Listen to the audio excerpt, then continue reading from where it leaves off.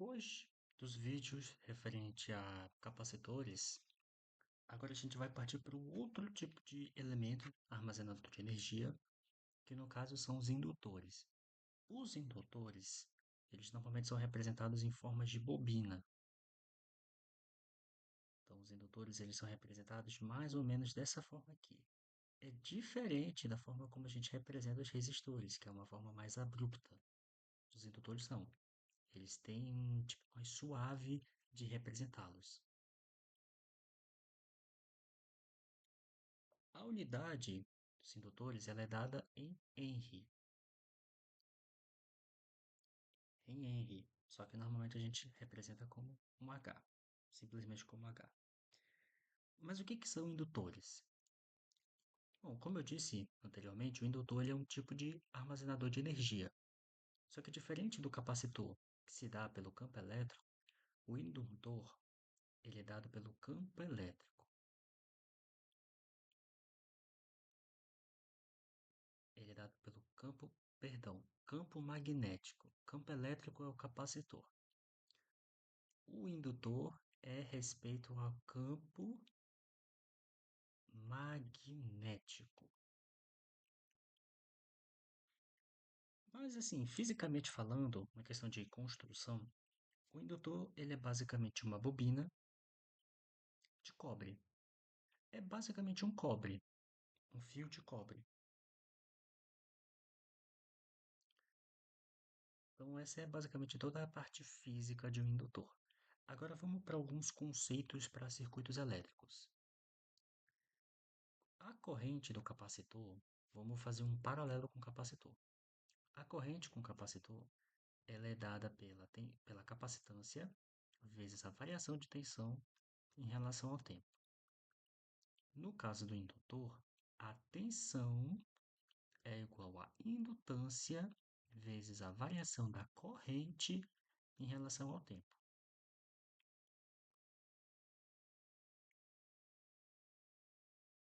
Então, no caso, se a gente quiser saber, por exemplo, no caso do capacitor, a tensão do mesmo, a gente faz uma integral.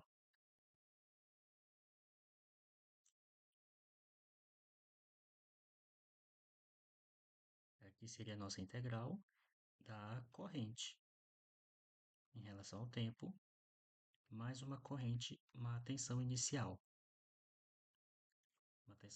constante.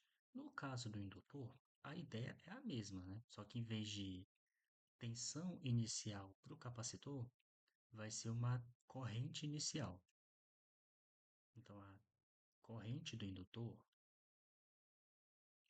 ela vai ser 1 sobre L vezes a integral, um certo tempo inicial t até um tempo final t, t0 até t, da tensão em relação ao tempo, mais uma corrente em tempo t0, que seria uma corrente inicial.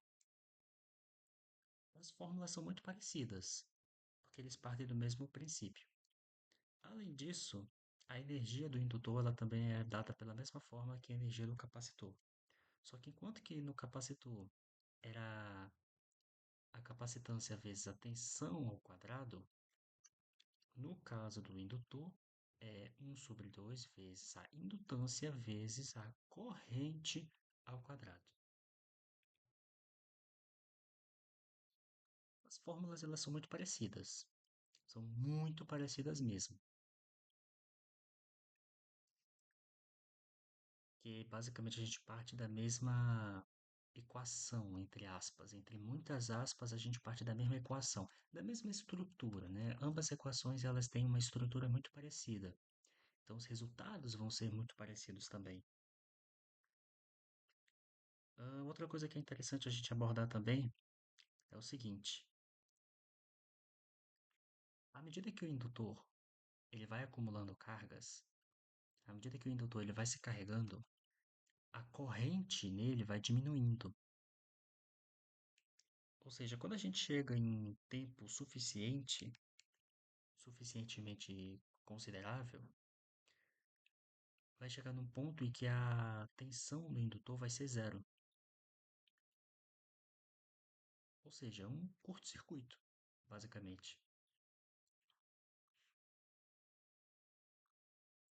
Então, a gente tem aqui uma relação entre corrente e tempo,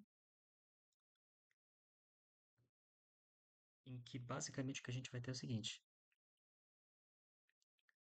a gente vai aumentando a corrente, à medida que vai passando o tempo, a gente vai aumentando a corrente até a gente chegar num platô. Quando a gente chega nesse platô aqui, a nossa tensão é zero. Por que que a tensão é zero? No sentido assim, de atuar como um curto-circuito. Por que que a tensão é zero?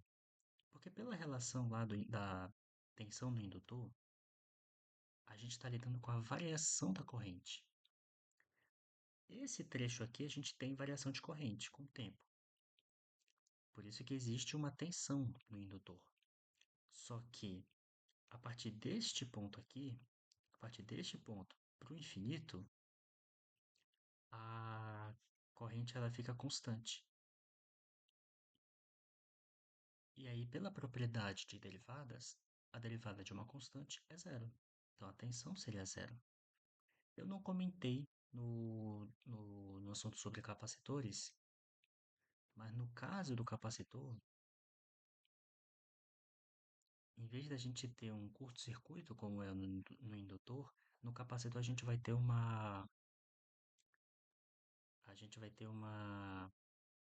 circuito aberto. O princípio é o mesmo. A tensão do capacitor vai subir até chegar na tensão da fonte e aí vai ficar zero. Derivada de uma constante é zero. Então a corrente seria zero. Bom, dito essa parte física, demonstrativa, agora a gente vai para a próxima parte que é os indutores em série e em paralelo. Vamos começar com os indutores em série. Nós temos aqui três indutores,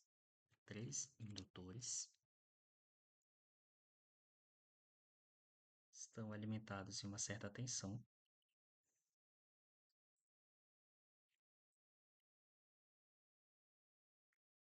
E aí agora a gente vai analisar cada um. Cada indutor vai ter uma certa tensão aqui,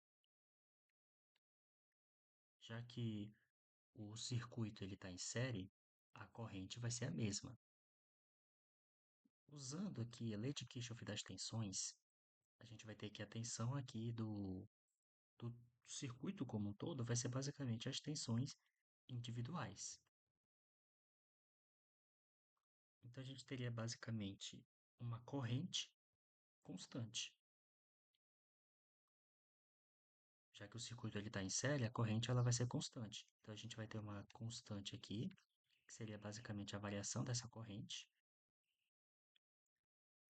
E tudo isso multiplicado por um somatório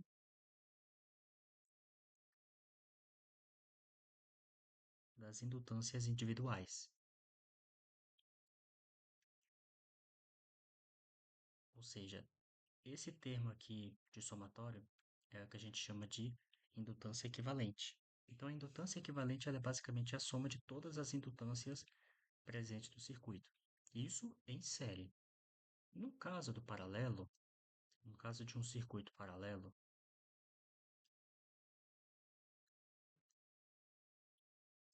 a gente vai aplicar o mesmo princípio, só que agora o circuito está em paralelo.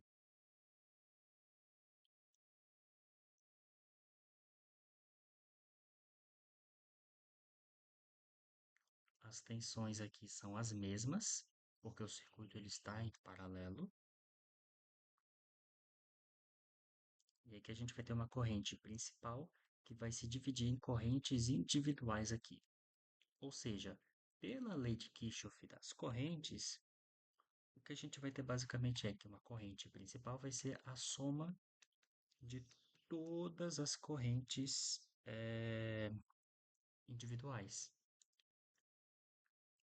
Então a gente vai ter basicamente uma somatória de todas as correntes. Então a gente teria um somatório do inverso dessas indutâncias, é só a gente partir da fórmula aqui, ó. A tensão é a mesma, o que vai mudar é a corrente.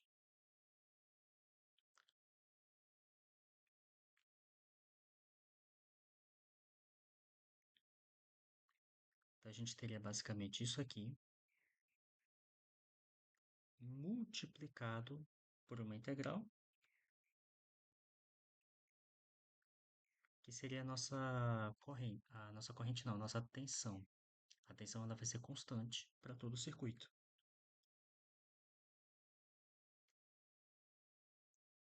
E esse segundo termo aqui seria aquelas nossas correntes iniciais, né? Porque os indutores eles são diferentes, então eles podem ter correntes iniciais diferentes. O ponto é, este termo aqui, ele seria a nossa indutância, né? A nossa indutância equivalente. No caso, o inverso da indutância equivalente. Mas note que, assim como eu disse no meu último vídeo, as fórmulas aqui para o indutor em série em paralelo são basicamente as mesmas para os resistores. A única diferença mesmo vai ser em relação ao capacitor, mas no caso dos indutores, é a mesma ideia, é a mesma metodologia, né? O mais importante mesmo é se atentar com relação aos capacitores, mas de resto é tudo igual. Bom, esse basicamente foi o nosso vídeo referente a indutor. O meu próximo vídeo vai ser sobre circuitos de primeira ordem. Esse vai ser um tipo de vídeo mais chatinho, porque vai envolver equações diferenciais. É de primeira ordem, mas não deixa de ser chato, ainda assim é um meio complicado de manusear. Mas nesse caso de circuito de primeira ordem, a gente vai fazer uma coisa mais gradual, bem controlado. No caso, o meu primeiro vídeo vai ser referente a um tipo de circuito RC, só que sem fonte. Mas por final a gente coloca uma fonte de tensão e aí analisa a resposta como um todo. Mas isso fica para um próximo vídeo. Então, se vocês gostaram desse vídeo, deixa o like e até a próxima.